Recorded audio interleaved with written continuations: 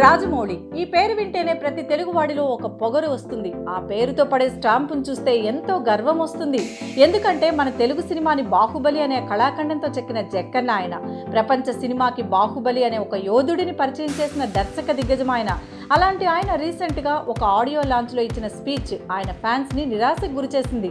మన ఇండియన్ సినిమాకే వన్నె తీసుకువచ్చిన ఆయన భజన చేయడమా అని మూతి మీద వేలు వేసుకుంటున్నారు.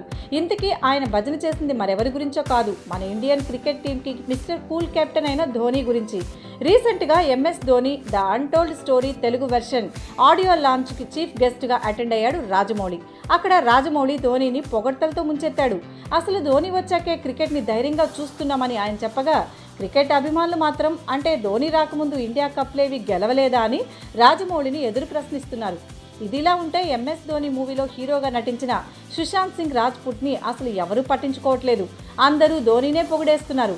అలా అందరూ అంటే ఏం కాదు, బట్ సినిమాని ప్రాణంలా ప్రేమించే రాజమౌళి కూడా ధోనిని అందలం ఎక్కించేస్తున్నాడు తన మాటలతో. అటు క్రికెట్లో ధోనియే, ఇటు సినిమాల్లో రాజమౌళియే. ఎవరి స్థాయి వారికి ఉంది. సో అలాంటప్పుడు రాజమౌళి మరీ అలా ధోని గురించి కొంచెం ఎక్కువ మాట్లాడడం తప్పే అని అంటున్నారు క్రిటిక్స్. అసలు కరెక్ట్గా చూస్తే ఇది ఒక మూవీ ఆడియో లాంచ్లో లేదు, ధోనికి జరిగే సన్మాన వేదికలా ఉందని అంతా అంటున్నారు.